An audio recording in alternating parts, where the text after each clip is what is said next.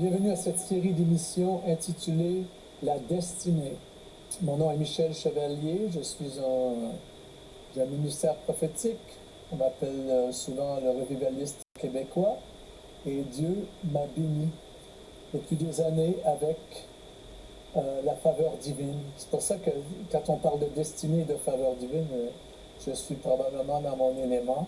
Je remercie Dieu d'avoir accès par le biais ici de enseignement.com, de pouvoir partager pendant ces quelques émissions, ces quelques sessions sur ce sujet-là.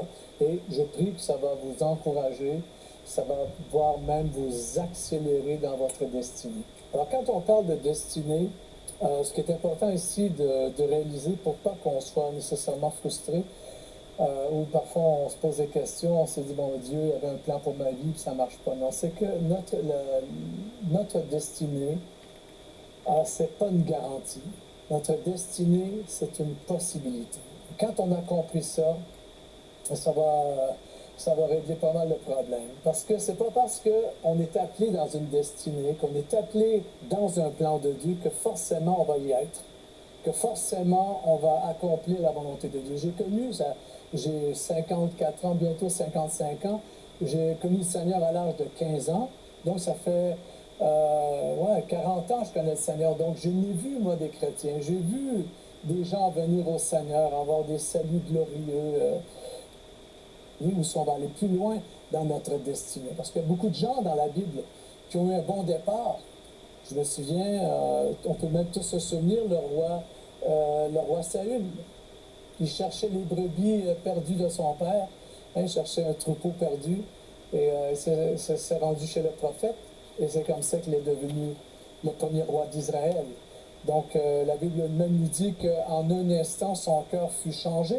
Alors, il y a eu un départ extraordinaire. Dieu aima le roi Saül. Dieu l'aima. Mais on voit plus tard comment il a déraillé, comment il a sorti du plan de Dieu. Et Dieu, il en a trouvé un, comme la Bible nous dit, selon son cœur, c'était David. Donc, un des exemples ici, lorsqu'on parle de la destinée ou de la faveur divine, parce que les deux vont ensemble, un exemple qu'on trouvera dans la Bible qui pour moi est l'exemple qui m'interpelle le plus, c'est l'exemple de Joseph, le fils de Jacob. Parce que Joseph, il était jeune, il était pur, il était innocent, il était très prophétique. La nuit, il y avait des rêves, des visions. Le matin, il se levant, il allait raconter ça à toute la famille. Mais plus ça allait, plus sa dimension prophétique devenait en opposition avec ce que la réalité de sa famille. Et c'est souvent ça qui nous arrive lorsqu'on rentre dans la destinée.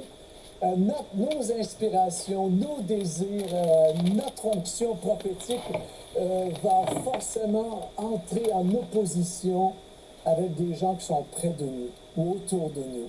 Et ça peut arriver souvent même dans nos églises, dans notre église.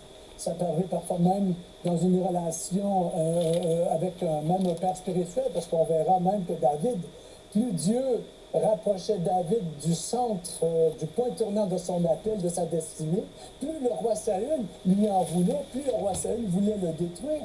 Alors il y a eu là une opposition, un conflit. Bon, on retrouvera ça avec Joseph, mais je vais y revenir juste dans quelques instants sur Joseph. Juste pour vous donner quelques informations concernant la faveur divine, la destinée, comment tout ça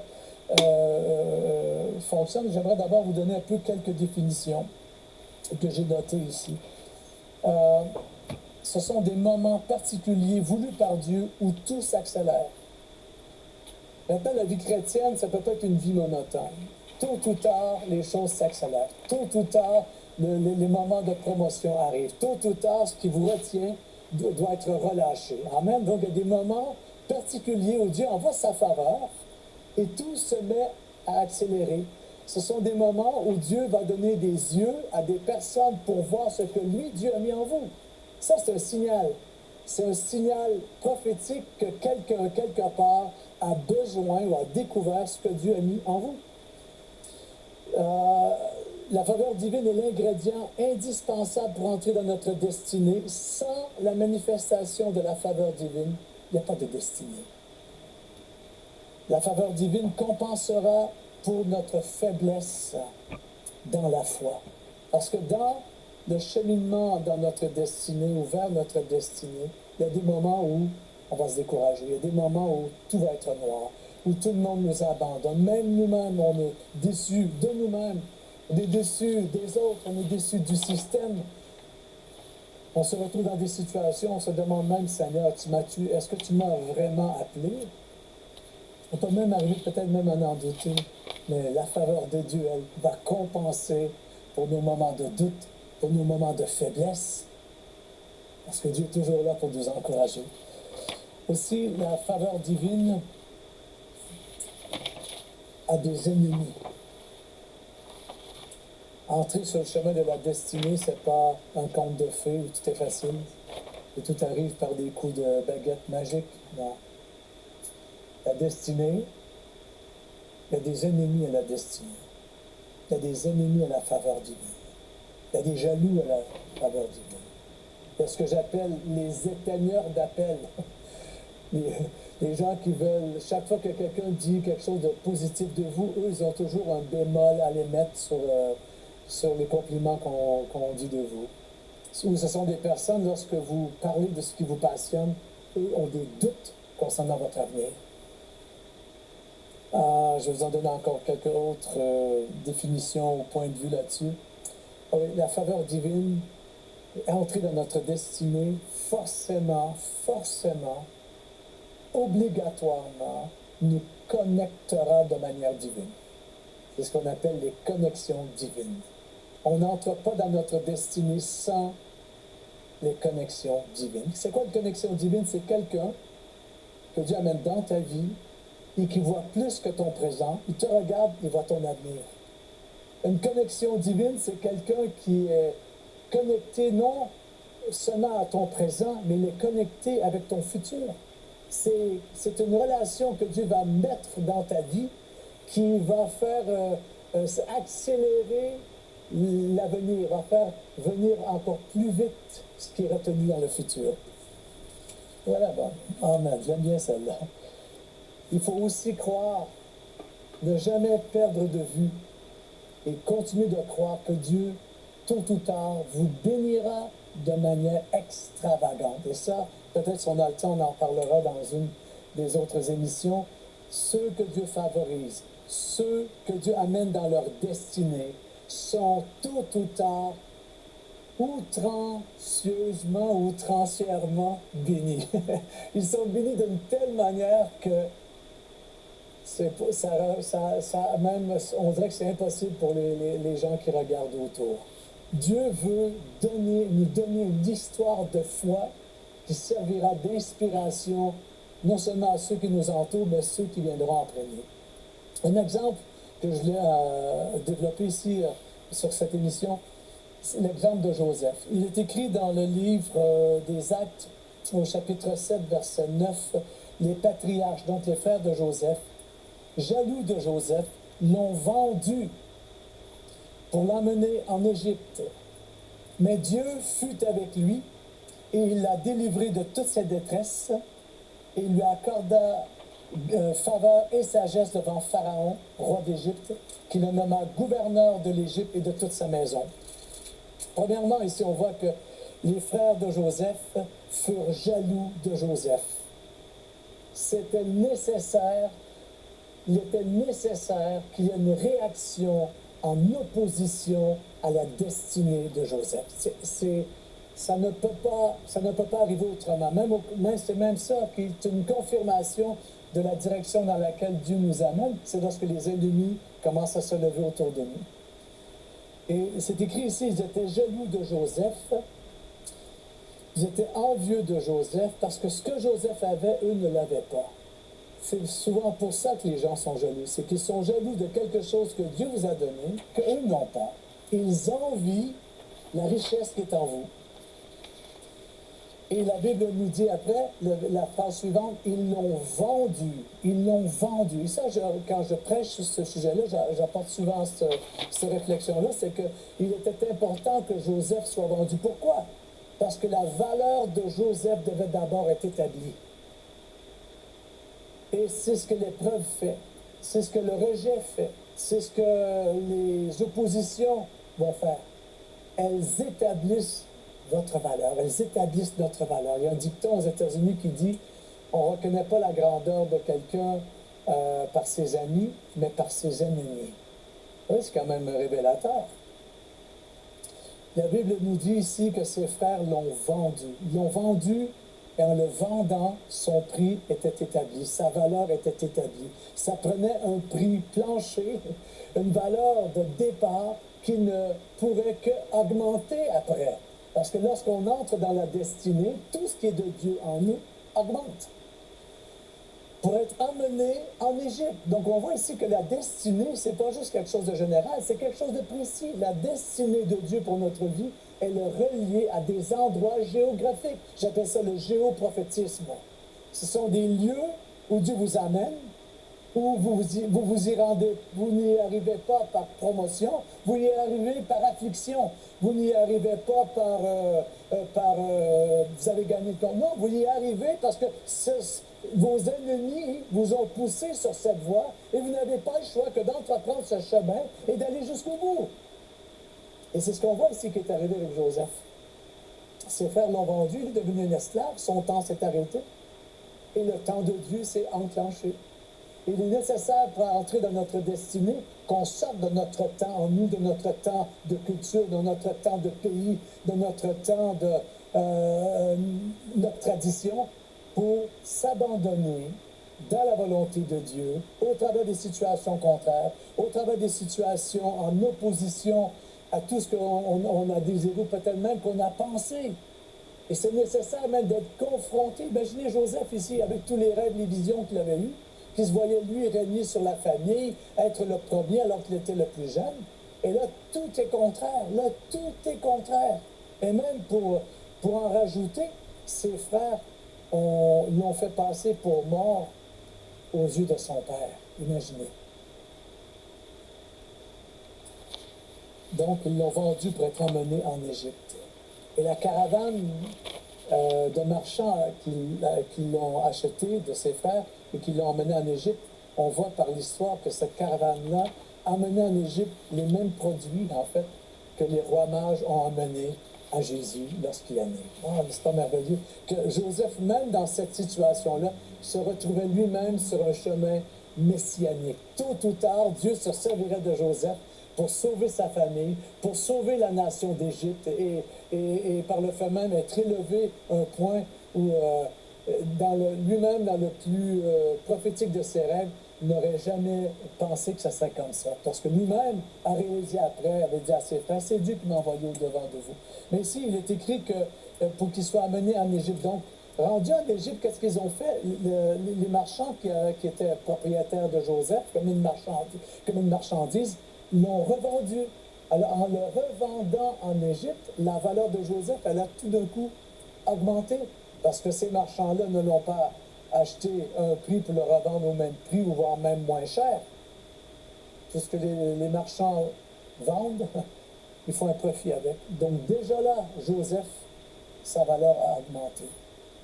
Et moi, je crois que Dieu n'a pas permis que Joseph reste avec la caravane des gypsies, des gitans. Ces marchands-là du désert, ces nomades, n'a pas permis parce que eux ne pouvaient pas l'amener plus loin que l'Égypte. Il fallait qu'il soit emmené en Égypte, le pays le plus fort, le pays le plus puissant de l'époque, le pays où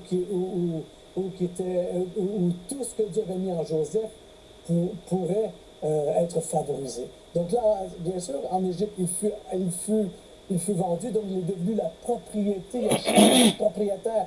Il est devenu la propriété d'un homme qui s'appelle Potiphar. Et là, on voit que c'est un homme, un entrepreneur, un bourgeois, avec des connexions au palais royal, dans la finance, etc.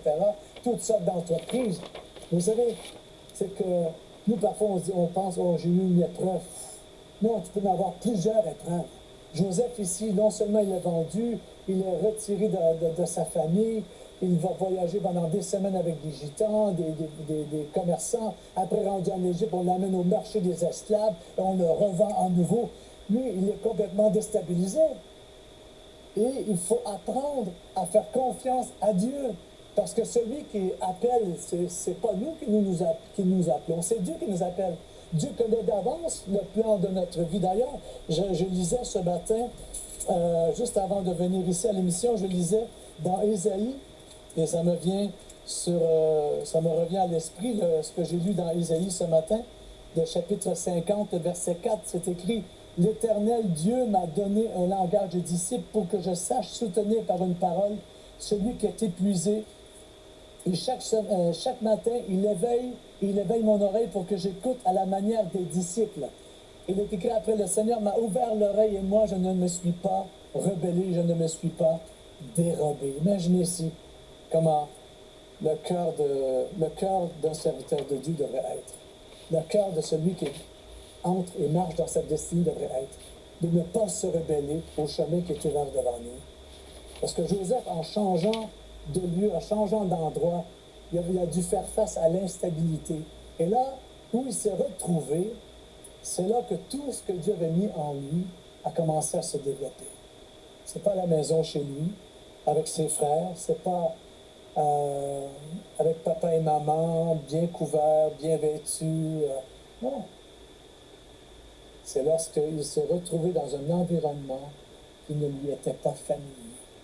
C'est sa réaction dans un endroit, dans une situation, dans une saison où tout ne lui était pas familier, qui a fait que ce qui était de Dieu en lui, maintenant, a commencé à se développer, à se favoriser. Et là, Joseph s'est mis à travailler pour son maître, et tout ce qu'il touchait réussissait. Donc, bien sûr, Joseph ne savait pas tout d'avance. Il était très inspiré, mais Joseph avait en lui cette qualité, ce qui avait été mis en lui, ça se développait. Il apprenait vite. Et ça, c'est parce que j'ai observé beaucoup de personnes qui ont été dans le ministère, qui sont dans le ministère. J'ai lu beaucoup de biographies et je me suis aperçu qu'on n'entre pas dans le ministère accompli. On s'accomplit pendant le ministère. On n'entre pas dans le ministère préparé. On est préparé tout au long où le ministère se développe. Et on verra ici que Joseph, de jour en jour, de semaine en semaine, son maître lui confie encore plus de pouvoir, plus d'autorité, plus de responsabilité, et plus on lui en mettait, plus il était capable de monter au niveau de la responsabilité. Et donc, il ne plafonnait pas, il n'y avait pas de plafond. Plus on lui en donnait à faire, plus on lui en demandait à faire, plus il était capable. Donc, plus il était dans une situation où il ne connaissait rien, plus il apprenait vite. Et j'ai remarqué que les gens qui apprennent vite sont des gens qui rentrent dans leur destinée. Quelqu'un m'a dit, j'étais jeune, quand on est jeune dans la foi, on fait des erreurs parfois, et quelqu'un m'avait dit, si tu apprends de tes erreurs, tu as gagné, tu es vainqueur. Et si tu n'as pas appris de tes erreurs, tu es vaincu. Et c'est la même chose dans notre destinée. Si on apprend sur le moment, si on s'ajuste, si on s'améliore, bien là, on entre, on monte, on va de l'avant. Et là, Joseph, tout ce qu'il touchait, ça lui réussissait. Mais qu'est-ce qui est arrivé à un moment donné, c'est que le plan final de Dieu, c'était pas que Joseph reste avec la caravane des marchands qui l'emmènent en Égypte. C'était même pas qu'il reste avec son maître Potiphar dans les entreprises à prospérer. Puis non, tôt ou tard, il a plafonné. Et moi, dans mon expérience personnelle, ça m'est arrivé à quelques reprises dans ma vie, ou dans certains environnements de ministère ou d'église, ou de relations, de réseaux, où j'ai plafonné, où je plafonne. Et quand je sens le plafond venir, je sais que Dieu va m'ouvrir une nouvelle porte de promotion. Amen. Plafond veut dire promotion. Plafond veut dire, plafond veut dire nouvelle onction, plafond veut dire nouvelle saison. C'est que, mais c'est souvent dans ces moments critiques-là que des tests de notre foi et de notre intégrité vont venir à nous.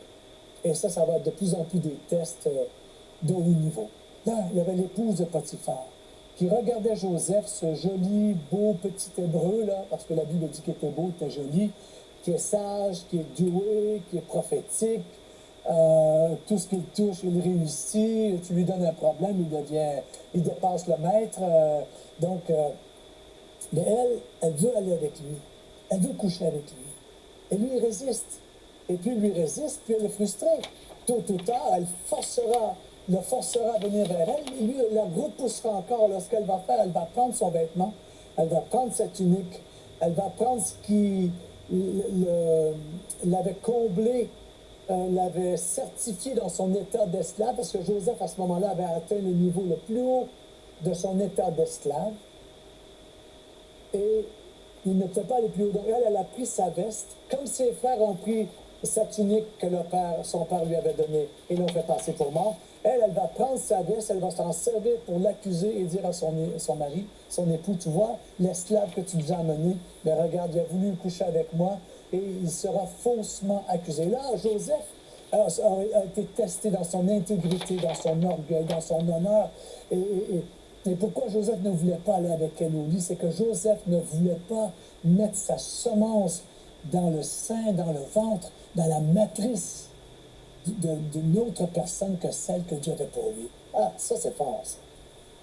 Parce qu'elle, qu'est-ce qu'elle voulait? Elle, en ayant Joseph pour elle voulait avoir en elle la semence bénie d'un juif, la semence bénie d'un fils d'Abraham, la semence bénie d'un prophète, quoi. La semence bénie de quelqu'un qui avait en lui un potentiel et un avenir immense, parce qu'il était encore jeune à cette époque-là. Et lui, il n'a pas voulu se multiplier. Ce n'était pas le moment de sa multiplication. Ce n'était pas le moment de se reproduire. Il était encore en train d'apprendre, en train d'être éprouvé. Il va être éprouvé dans son intégrité morale, dans son intégrité, voire même physique. Et là, faussement accusé, il va être jeté en prison. Et là, Joseph va descendre bas, plus bas que ça, c'est impossible. Mais à chaque fois que Joseph est accusé, ou à chaque fois que Joseph est rejeté, ou à chaque fois que Joseph, on a profité de lui, on s'aperçoit que de galère en galère, dans sa destinée, Joseph va se rapprocher. Il descend plus bas, bien sûr, mais, et on va voir aussi que Joseph, chaque fois qu'il change de propriétaire, son propriétaire est de plus en plus important. Son premier propriétaire, bien sûr, c'est son père, donc il doit le laisser. Il est ressorti de la cellule familiale pour aller se multiplier. Comme David, comme le roi David d'ailleurs. Il était sorti de sa cellule familiale afin d'être multiplié. Même chose pour Jésus. Il a dû sortir de sa cellule familiale afin de se reproduire. Et même chose pour les disciples, même chose pour l'apôtre Paul, a dû sortir de son peuple, sortir de sa nation pour être envoyé dans les nations. Donc on voit qu'il y a un détachement, il y a un test au niveau du détachement. Alors Joseph va changer de propriétaire. Mais on va voir que de propriétaire en propriétaire, ces propriétaires sont de plus en plus puissants, de plus en plus riches. Et là, se retrouvant dans la prison, faussement accusé, Dieu va le connecter avec le propriétaire de la prison. Et le propriétaire de la prison, c'est Pharaon. Comment? Et Pharaon est l'homme le plus puissant du pays. Et Joseph va être connecté à Pharaon, pas par la porte d'en haut, par les grandes portes du palais, par la superbe promotion. Non, il va être connecté avec Pharaon par la porte de la prison, par la porte de derrière, par la porte là où sont les gens de mauvaise vie, là où sont les gens accusés, les gens condamnés. Il va se retrouver avec eux, alors lui qui n'a rien fait. Et c'est ce qu'il va faire en prison. Il va la connecter avec Pharaon pour qu'il ait son élévation suprême et vraiment atteindre le lieu de l'appel de Dieu pour sa vie. On va parler d'ailleurs dans l'émission, dans la session suivante. Là, c'est ce que Joseph va faire en prison. Et moi, je vais vous dire quelque chose. Il faut arrêter de blâmer nos pasteurs, blâmer le gouvernement, blâmer nos employeurs, blâmer le système, blâmer les gens autour de nous. Non, c'est ce que l'on fait dans les situations qui déterminent si on est plus que vainqueur ou si on est plus que vaincu. C'est ce que l'on fait dans les situations injustes. C'est ce que l'on fait dans le rejet. C'est ce que l'on fait dans les oppositions, dans les rumeurs, dans les fausses accusations. D'ailleurs, j'ai arrêté de répondre sur Internet aux rumeurs ou aux attaques qui me sont envoyées. Je perds mon temps. Mais c'est ce que l'on fait dans ces situations-là qui détermine comment on entre ou on va aller plus loin dans notre destinée et goûter la faveur divine. Alors, Joseph en prison, bien sûr. Partout où se retrouve Joseph, il finit toujours par monter. Quand même quelque chose, ça? Mm-hmm. Partout où Joseph se retrouve, il finit toujours par monter. Tu peux le mettre au fond de l'eau, au fond de la piscine, mais il finit toujours par remonter. Vous savez, les gens qui expérimentent leur destinée avec Dieu ont rarement les blues pendant longtemps. Ils ne restent pas longtemps dans l'Église. Ils ne sont pas capables de rester découragés longtemps. C'est comme si le découragement, il n'est pas naturel pour quelqu'un qui est dans sa destinée. On peut pas vivre avec les blues toujours. Ça ne marche pas. Moi, je ne suis pas heureux quand je suis malheureux. Alors, je ne peux pas rester malheureux longtemps parce que j'ai trop besoin d'être heureux. Mais on voit que là, Joseph, en prison, il va s'occuper des gens. Le geôlier va lui donner les clés de la prison. Tout comme Potiphar lui a donné les clés de ses entreprises. Joseph, en prison, se retrouvera avec les clés de la prison. C'est lui qui s'occupe des prisonniers. C'est lui qui gère l'atmosphère et le contexte de tous ces voleurs, ces bandits, ces tueurs, ces gens condamnés. Lui se retrouve, ces gens de promiscuité, etc. Lui se retrouve dans ce milieu-là. Et c'est pas le milieu qui... Joseph ne se transformera pas à l'image du milieu, mais il va affecter le milieu là où il est. Et c'est là qu'on reconnaît quelqu'un qui est dans son appel. C'est là qu'on reconnaît quelqu'un qui marche dans la faveur de Dieu et dans sa destinée. Il change, il affecte l'environnement là où il est. Et là, Joseph a trouvé deux hommes qui ont l'air un peu... ils ont rêvé la nuit, ils travaillaient pour Pharaon. Pharaon les a envoyés en prison. Ils font un rêve la nuit. Et Joseph voit bien que le matin, il se pose des questions. Il leur dira, mais votre visage, qu'est-ce qui se passe? Vous avez un drôle de visage. Là, ils lui diront, on a fait un rêve, on ne comprend pas. Est-ce qu'on a rêvé? Ben, lui... Il va leur dire, allez, racontez-moi votre rêve, parce que moi, je connais très bien les rêves. Je suis ici aujourd'hui à cause de mes rêves dans ma jeunesse. Et c'est là que Joseph va rentrer dans la destinée de ces deux hommes. Et entre autres, Joseph lui dira, voici ce qui va t'arriver. Tu retourneras à ta position d'autrefois avec le Pharaon. Mais souviens-toi de moi quand tu seras là. Et on en parlera dans la prochaine session, toute la suite de ce qui est arrivé à Joseph, à partir de la prison jusqu'au palais. Amen. Merci de ce que vous avez écouté le message ça, concernant Joseph, qui était dans la prison, un serviteur de Dieu, un homme qui était respecté bon Dieu, et tout côté qu'il était, bon Dieu était marché ensemble avec lui. Bien aimé, c'est un plaisir que nous sommes capables de faire entendre des messages ça, il faut lire le passage ça concernant Joseph. C'est un modèle, Joseph c'est un modèle pour tout chrétien, comment on doit marcher, comment on doit rester dans la présence de Dieu, de la fidélité. Qu'on soit à côté où il est, bon Dieu est capable de marcher ensemble avec vous, bon Dieu est capable de vivre dans bon Dieu est capable de marcher ensemble avec vous. Que soit position que vous occupez, bon Dieu est capable ensemble avec vous. Que vous souffrir, que vous vivre bien, bon Dieu est ensemble avec vous.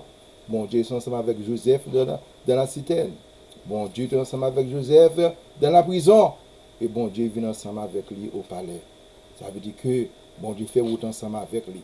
Tout côté Joseph passé, et bien toujours en tête. Je dis, ou même qui a servi bon Dieu, qui a marché avec bon Dieu, il était fidèle, même ensemble avec Joseph. C'est un plaisir pour nous capable de faire autant de messages ça. Il faut lire passage ça dans la Bible. Nous espérons bon Dieu capable de bénir, ou capable de comprendre, ou capable de mettre parole ça en application, pour que vous capable vraiment vivre pour mon Dieu, vivre comme un servant de bon Dieu, vivre comme un serviteur de Dieu, pour que le nom de Dieu capable de glorifier dans la vie, qu'on soit côté. Bon Dieu béni, une autre fois encore, on va parler, on va barrer un message, on va faire lire un passage, et comme ça, pour ne pas manquer, pas béni. Bon Dieu béni. C'était Pasteur Jim.